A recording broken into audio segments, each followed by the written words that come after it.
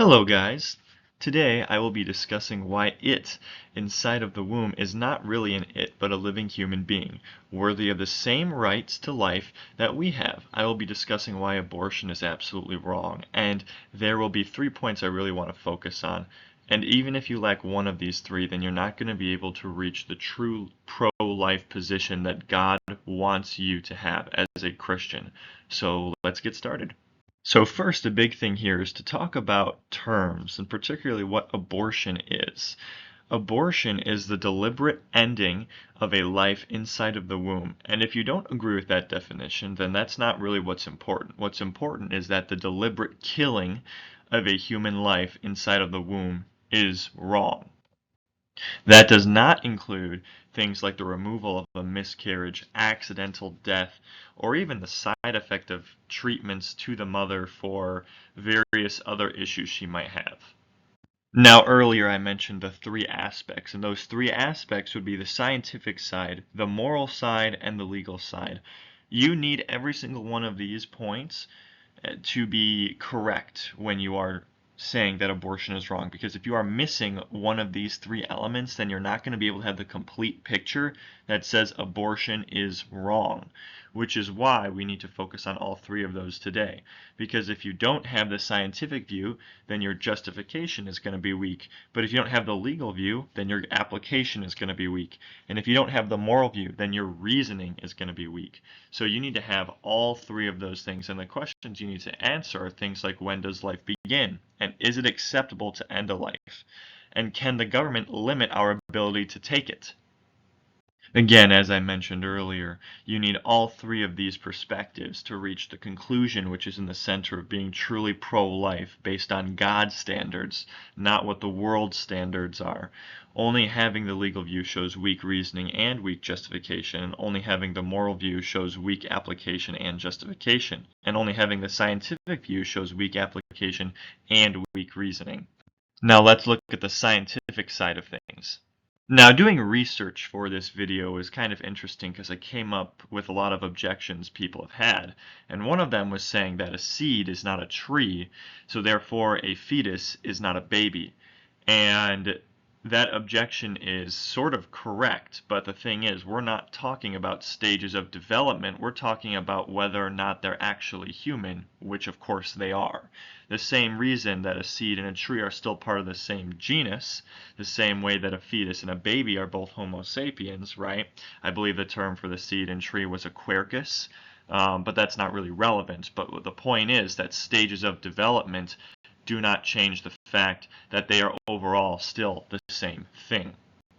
Once again, I just want to use these images here to show that even though a fetus and child and adult are all still human, they're different stages of development, but that doesn't mean they have any less value. The same way that a seed, a sapling, and a tree are also all different stages of development, but that has nothing to do with the fact that they are all still a quercus. So when people say, oh, well, a fetus and a baby, that's not really the same thing, I don't find those terms problematic, because a fetus is still a human as long as it's a human fetus. So if I use those terms interchangeably, just know I'm talking about a fetus, but I'm not saying this to devalue the value that a baby has in the womb.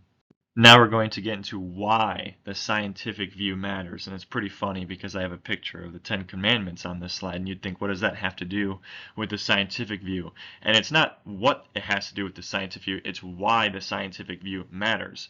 Because if murder is the intentional taking of a human life, well then the scientific view defines what life is.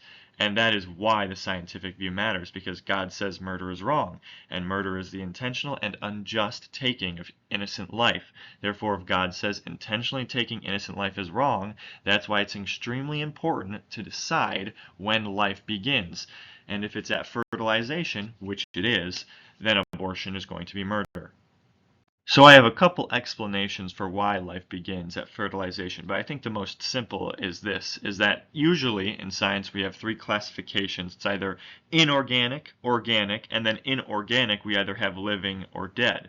So if we just use some common sense, the baby obviously is not inorganic because it's growing and it's made from organic material, which are its parents. And then it's obviously not dead because dead things don't grow. And unless it's coming back to life, which that's not the case, it's going to be living. So that's the first reason why we can say that it is living. Next are some of the characteristics of living things. And there's a lot of them, and the list kind of changes depending on who you ask. So every single one of these points is not the main focus, but a couple of them are pretty obvious. Like, for example, growth and development. Babies, they grow and develop in the womb.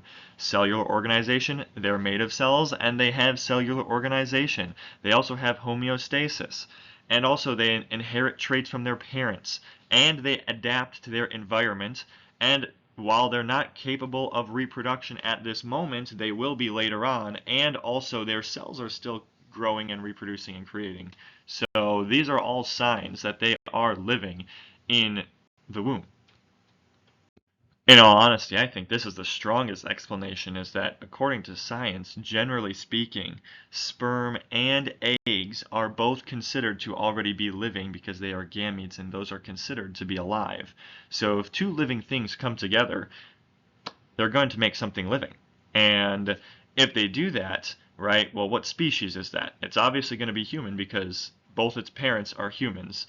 So if we know that sperm is alive, eggs are alive, two things coming together will create another life if they're both living. And it's new DNA that has never been created before and probably will never be made again.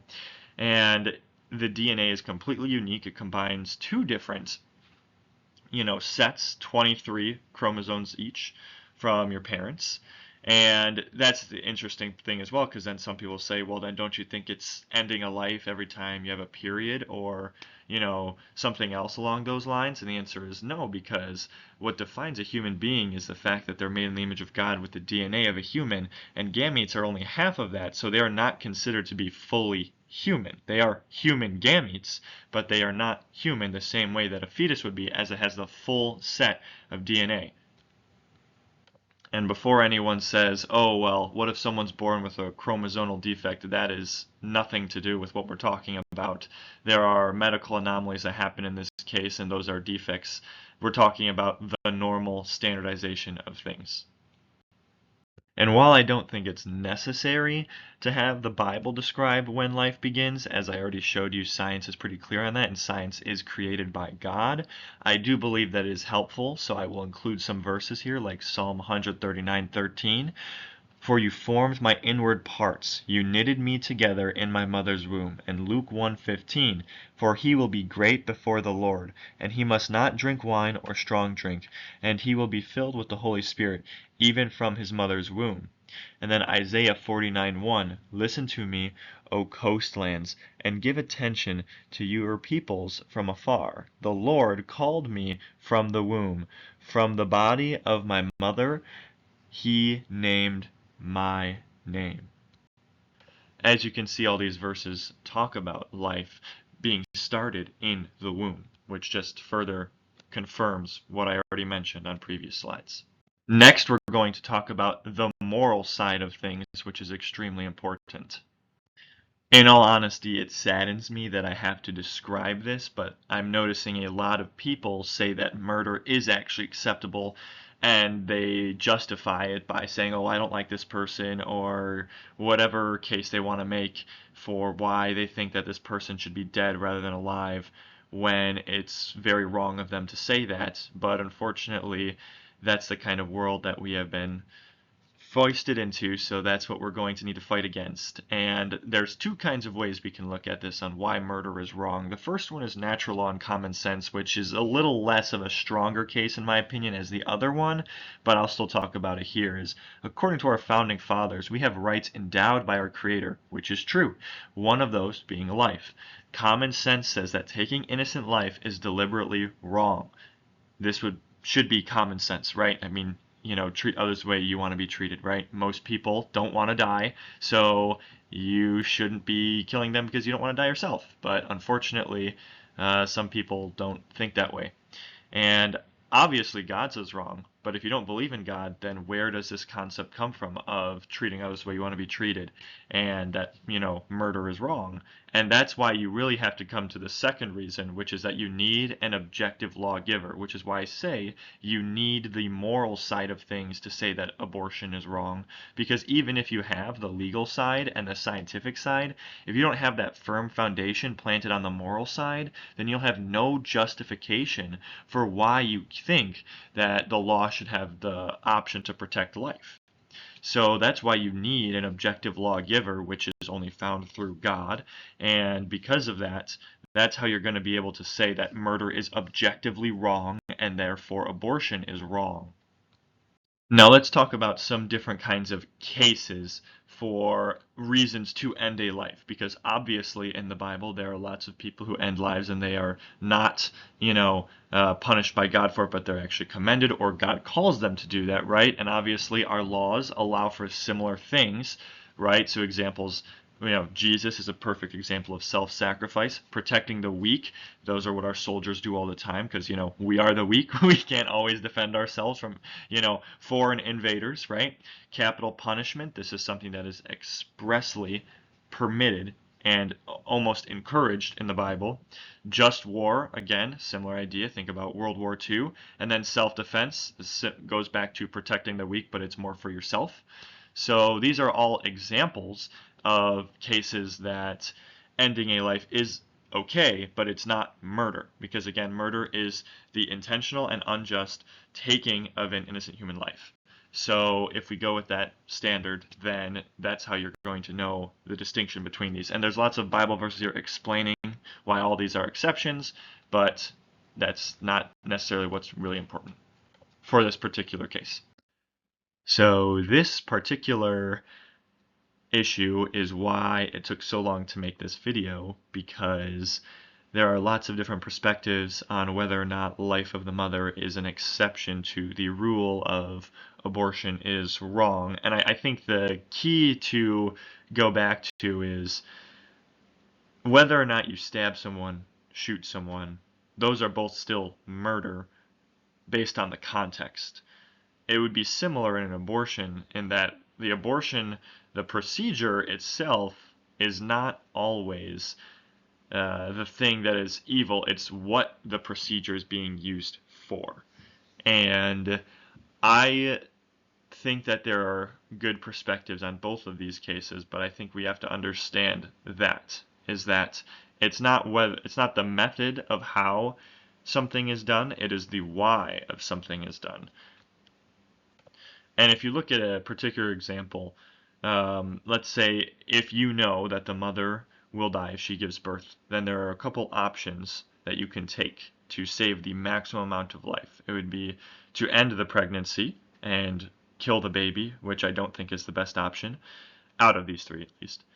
To give birth and have the baby live and the mother die, which that's similar to the first option in the sense that someone's going to die and someone's going to live. Of course, there isn't the ending a life in there, which I think makes it better.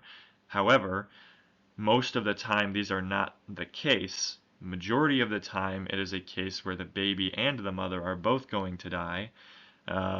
If these are early on complications like an ectopic pregnancy, or there's organ failure in the first trimester, the baby has no way of living outside of the womb in a first trimester pregnancy.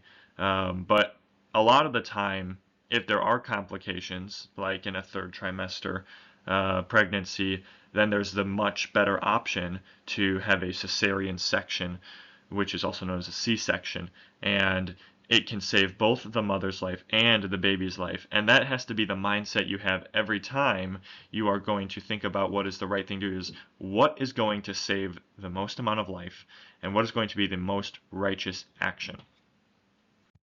And again, this is where we have to get into really specific, tough cases, because I've heard of stories where people have ectopic pregnancies, or they had organ failure due to their pregnancy 3 weeks into the pregnancy, and the baby has no chance of living outside of the womb, therefore a C-section is not possible. Same thing along the lines of a C-section not being possible in an ectopic pregnancy. maybe in rare cases, but majority of the time not usually.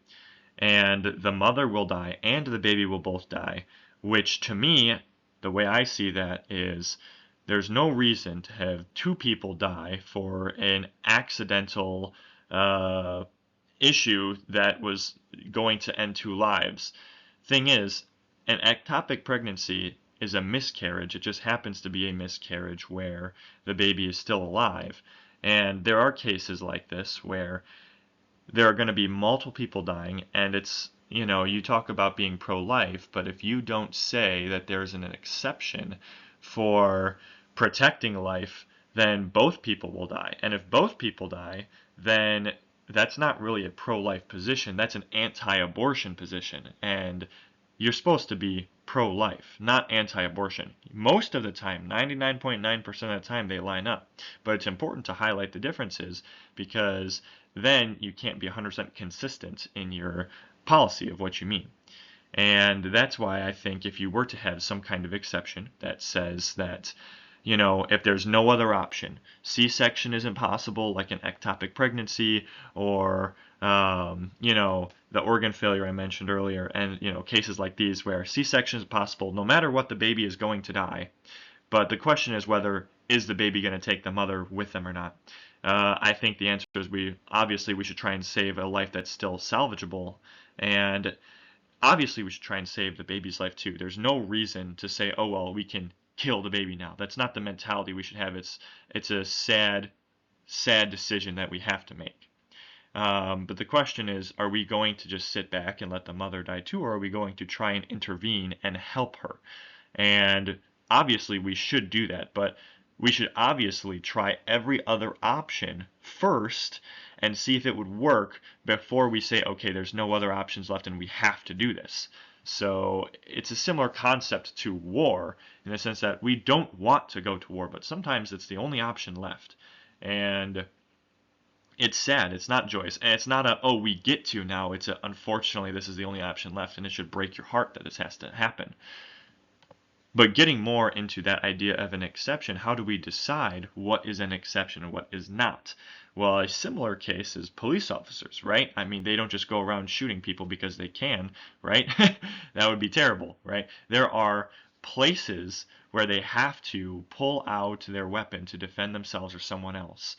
And they go through a review board if they do this, and they see whether or not this was a just reason. And I see no reason why doctors would not have to go through the exact same procedure if this was an exception that was allowed, and there were actually cases like this. And, if the review board found that they jumped the gun or that they were lying, then there should be serious consequences. If not, they should be charged for murder because that is murder. And that's wrong, and they should be held to a standard. And I think that would be a case where it would work, but there are obviously always, exceptions, because what if the medical review board becomes, super anti-Christian, super anti-life, that could be a problem. But in general, the concept still works. Now, I want to focus slightly, pivoting a little bit on the concept of medical morals or the idea of medical ethics. And particularly, there are two that I want to focus on here. Is the law of non-maleficence and the law of autonomy. So law of non-maleficence talks about, that you are not allowed to harm individuals or deprive them of the goods of life. And autonomy says the idea that people get to make decisions for their own bodies. Now, I want to focus on how these two work together, particularly for the case of the baby. So, in the scientific side, we already established that zygotes are living humans. They're just at an early stage of development. And the baby is their own person with their own rights. That includes the autonomy and non-maleficence. So they should have a right to a level of autonomy to decide where, they get to live if they want to live, right? And obviously they can't speak for themselves, okay? They cannot say whether or not they want to live. But the assumption should be that they do want to live. And the reason for that is because we are called to protect life because life is precious. So The idea that they have their own autonomy, the baby does, and that we have a concept that says we are not to harm individuals or deprive them of the goods of life, those two working together seems to say that ending a child's life is wrong, especially when it's in the womb and defenseless. And furthermore, ending the life of a baby is never the best thing for it. And there are some people who will say that, and I'm going to get into those objections a little bit later. Now I'm going to focus on the legal side of things, which surprisingly was actually the easiest, in my opinion, of the three to research for. So let's look at the founding values, particularly the Declaration of Independence. We hold these truths to be self-evident, that all men are created equal, that they are endowed by their Creator with certain unalienable rights, that among these are life, liberty, and the pursuit of happiness, that to secure these rights, governments are instituted among men, deriving their just powers from the consent of the governed. While the Declaration of Independence is not an officially binding document, it does show the intention of the writers of the Constitution, and it shows that the Founding Fathers believed that the job of the government was to protect the right of life. So immediately, if we focus on the first two already, if we agree that zygotes are living humans and that it is wrong to end living humans' lives, and it's the government's job to protect human life, then already right there it's a very clear-shut case, but there's more examples. So now I want to focus on laws that are already currently in place, particularly CPS laws or Child Protective Service laws and the Unborn Victims of Violence Act. Now this act particularly does say that abortion is not part of this, but I think that it's very hypocritical because we'll get to that in a second. But these laws that are already in place show that we care about kids and that we are called to protect the well-being of these children. And it's the government's job to, because they already have laws in place. And as I mentioned, the Unborn Victims Act, it talks about how if you murder a pregnant woman, then that's going to count as 2 deaths rather than just 1. And then the next question is, well, why is it wrong for someone else to end the life of something in the womb, which is a baby, but the mother is allowed to do it just fine with no repercussions? That's inconsistent because parents don't have the right to kill their children the same way that no one else has the right to kill their children. And again, this shows that the government has obligations to protect life and that laws are already in place to stop murder, and they already regulate how parents can treat their children, so laws should count babies in the womb as living already and as children. And lastly, from the Christian perspective, I want to focus on what God says about governments from Romans 13:3-5. For rulers are not a terror to good conduct, but to bad. Would you have no fear of the one who is in authority? Then do what is good, and you will receive his approval, for he is God's servant for your good.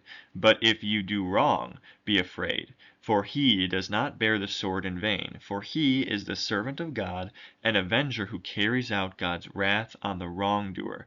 Therefore, one must be in subjugation, not only to avoid God's wrath, but also for the sake of conscience. So the sake of conscience part is talking about spiritual discipline, but the idea of God's wrath, who is God's wrath? It's the government. So the government is expected to punish criminals and punish murderers and prevent murders.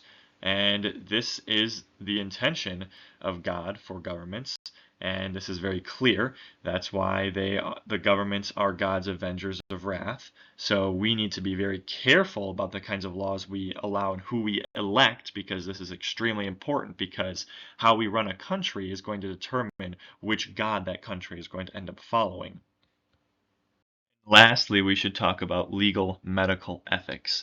So particularly this idea that abortion is a medical procedure and there's right to privacy and you can do whatever you want. That idea just doesn't make any sense. And that's because obviously doctors are not allowed to just go in and say, well, this is a medical procedure, we're going to chop off all your healthy organs, or take them out of your body. Those are very illegal and very wrong, and therefore the government does not consider that to be private, right? I mean, you can commit crimes, whether it's private or public, and you can commit crimes whether or not you think you have a right to keep that secret from the government or not, but that doesn't mean that it makes it okay. And abortion is one of those procedures that people will say, well, it's a medical procedure. But just because you call it a medical procedure, one, doesn't make it one, but two, doesn't mean that you can commit murder with it. And the key here is that we already have this concept in place that it is wrong for doctors to just take out healthy organs for no reason. And an abortion, right, would be considered taking out a healthy, living human being, right? So much more than just an organ. And there, other than a reason of, oh, well, I don't want it, or it was an accident, or whatever you want to say. So the idea of the current medical ethics should already apply to this. So now that we've talked about the three different aspects, the scientific view, the moral view, and the legal view, I'm going to conclude this by focusing on how they all come together. So as established, we've agreed that a zygote is a living human. And the only reason we're using that term zygote is because that's the stage of development that the human being is currently in. But that doesn't make them any less valuable. And we've established that us as moral people have the obligation to not kill innocent human beings. And as a government, which this government is run by the people, so we all have a say in this, we are called to protect the rights of those unborn children. So therefore, abortion is wrong. And it should be not just wrong, but it should be outlawed. And it should be a crime. And focusing on how that looks, right? Because I believe the statistic is like 60 million abortions already, which is just absolutely terrible. And the question is, what do you do if we do outlaw it tomorrow, right? Well, ex post facto laws are already unconstitutional. So nobody would be advocating for coming after people that have already had an abortion when it was legal, because that would be unconstitutional, and that would be wrong and unjust even from a biblical perspective, because it would be wrong to attack someone who didn't understand what they were doing was wrong, and we can show mercy and grace for that. That being said, after that, there would be those that would be punished. But this idea that you would come after people who've already had them would be just unconstitutional and would never happen. And for those that have had abortion, this is the real key focus here that I want to focus on as Christians. That's really important, is that God can forgive anybody. People have made mistakes, and they deserve forgiveness, and we can love them, and they can change. And that really comes to the heart of the issue, is that this is ultimately a spiritual thing, because when it comes to changing hearts and minds, you can try and control people's actions, but which we, to an extent we should as the government, right? But ultimately, it's better to encourage people not to want to murder people in the first place rather than just outlawing it. And one of the ways you can do that is by showing grace to people who have made mistakes. We don't affirm their actions, but we can show them the love of God, and we can show them His forgiveness and love. Now, focusing on what this means for the future, right? Abortions are still going to happen. No matter what, you cannot prevent it, because people will still get illegal abortions, or people will fall down the stairs accidentally when it really wasn't accidentally, or they'll drink alcohol or something that will harm the baby or potentially miscarry it so that they can purposefully no longer have to have the child. And it's unfortunate that they're going to do that, and we can't stop that. But there is something we can do, which is try and change the hearts and minds of every person that we live with, right? Because even if the law changed, the battle's not over. Because us as Christians have a spiritual battle where we're trying to change the hearts, souls, and minds of everyone here. And that's why we're going to want to not just change the law, but change the heart of the country, which is really what's important. Because even if abortions were allowed, but if nobody wanted to have them, then it wouldn't matter what the law said, right? So ultimately, it's amazing to ban abortion, but also the battle doesn't end there. we still need to continue to convince people that human life is worth having and protecting. Now I want to get into a lot of the common responses I've had talking about the subject of abortion. And in particular, everything here is not included, but it hits on most of the arguments. So first, I'm just going to generalize all of these into one because they're really the same argument is, what if the baby, when it's born, ... So some people say, will it be poor? Will it be disabled? Die soon, be depressed, have complications, not be loved, not have a good life. Okay, that's a general summarization. And I think if you just, change, like baby to child, it really shows just how absurd that this claim is. You're basically arguing that we should end the lives of all the poor people, all the disabled people, or if you're gonna die soon, let's just end it now. You see, all these arguments fall flat on their face when you realize that a fetus has the same amount of rights as a baby and a child, because they are the same living human, just in a different stage of development. And I think sometimes people don't understand that. So when they say things like that, and this is where it comes down to, this is why I say it's about changing the hearts and minds, because the culture has lied to them. And you see just how absurd this claim is, because no one would ever say that. Especially the people that advocate for abortion, they would never say that. So, all of those objections are just not real objections. Another thing is, people say, well, if we're called to protect life, well, what about eating animals? And what about plants? Things like this. And then this is, again, where it comes down to a moral concept of, one, that has nothing to do with why abortion is wrong. You're just trying to add on extra arguments to try and, make our position look ridiculous, even though it's not. But the reason why we can eat plants and kill animals and eat them is because God said we could. And it's not wrong to do that because they don't have the same inherent value that a human does. We are made in God's image, and those things are not. And then people say, well, what about twins? For identical twins, it starts out as one zygote and then splits into two.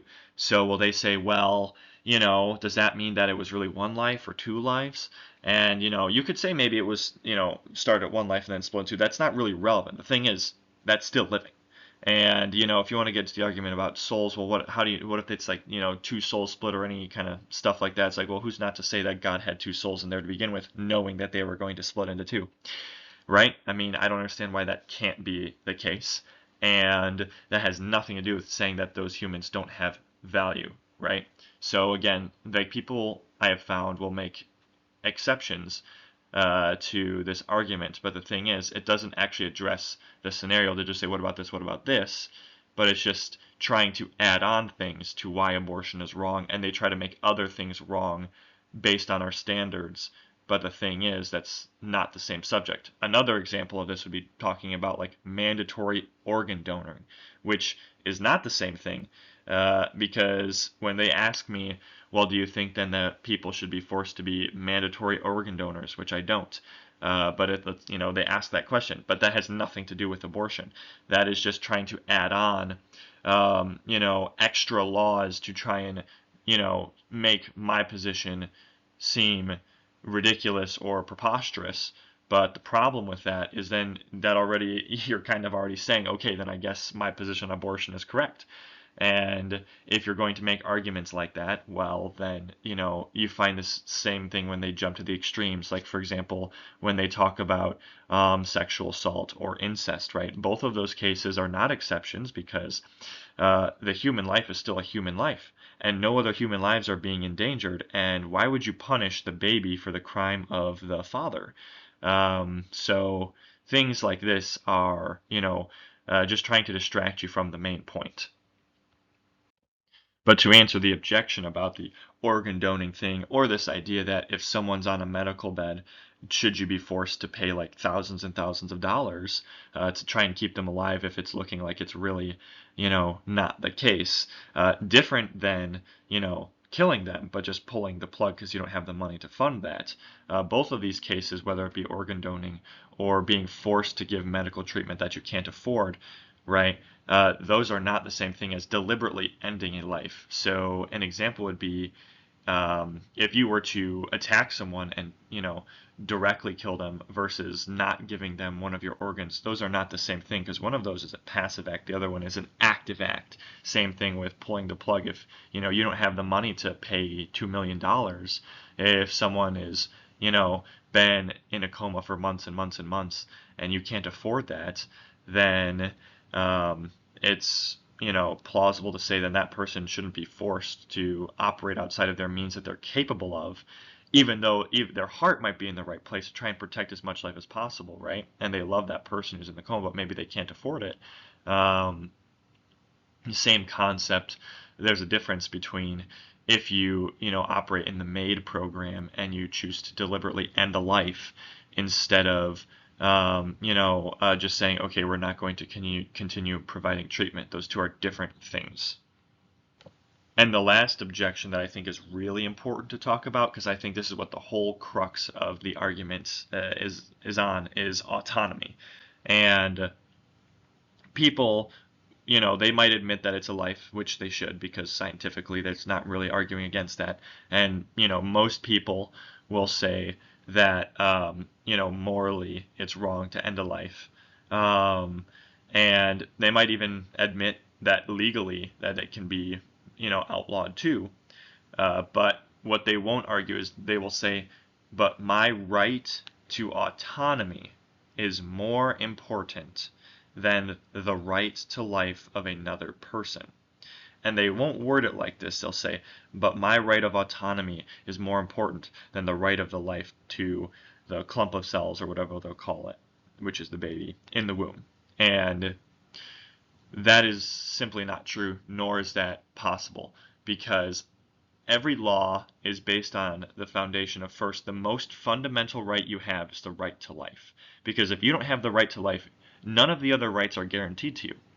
And we already have many laws in place that say that autonomy is limited based on what we can do, and if it's going to harm a human being or not. For example, if someone is standing next to me, right, I generally have a ability to decide where my fist is going to go, whether I want to put it in front of me, to the left of me, to the side of me, but what I can't do is if someone is standing in a space that's to the corner of me, I can't say, well, I want my fist to go there with my bodily autonomy, so I'm going to put my fist there and punch you really hard. That's wrong. That's against the law. And that's very obviously against the law. And we already have laws that are in place against that. So if you really think about this argument for a minute, that autonomy is more important than the right to life, you realize it falls flat on its face, because it's not possible for that law to be more important, the law of autonomy, rather than the law of life, because life gives you the ability to have rights to everything else. And autonomy, is a secondary law of that. And I think we would all agree with this, right? I mean, just because you like to, go shooting and hunting doesn't mean you get to do that in the middle of a crowded city, right? There's laws that limit autonomy in the case of protecting life. So this idea that autonomy wins over life is ridiculous and needs to be corrected immediately. So in summary, human life begins at conception. There are stages of development. It can start as a zygote, fetus, right? Then once it comes outside the womb, becomes a baby, and then a human. But at the same time, all of those things, those stages of development, are still a human life. And according to the Bible, it is wrong to end the life of an innocent human being. And according to medical practices, it is wrong to end the life of a human being. So whether you believe in the Bible or not, which you should, but whether you do or not, you should still admit that it's wrong. Laws are already in place that regulate bodily autonomy as it impacts other people's, particularly when it comes to their lives. And laws are already in place that show when life begins and when children have human rights. Therefore, legally, it is plausible and should be the case that taking human life in the womb, which would be a human life, is immoral and should be illegal. And if there are any objections, I would like to know, because I cannot understand the non-pro-life position. And I think it's really sad when we have a culture today that says that human life is not valuable. We have a lot of things that devalue humans, and we're all made in the image of God, whether we've made mistakes, whether we haven't, and God loves every single one of us. And we are called to show his love.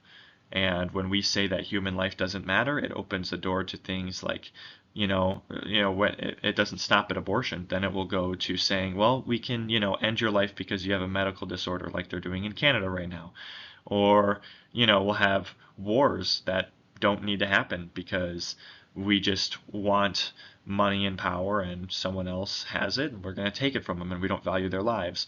When we don't value human life, bad things will start to happen and we will incur the wrath of God. And that's not good. And furthermore, that will not allow us to have mercy multiply around the world so that more people can have the mercy of God and, have it multiply to more and more people and experience God's love, which they will be missing out on. So I know that this video was kind of long and it's not really the best quality. Yeah, it took a long time to research for this and there was a lot of other things going on. So I hope that you focus on the main portion, the content of this video, and not the quality. So I hope you guys all have a wonderful day. God loves you.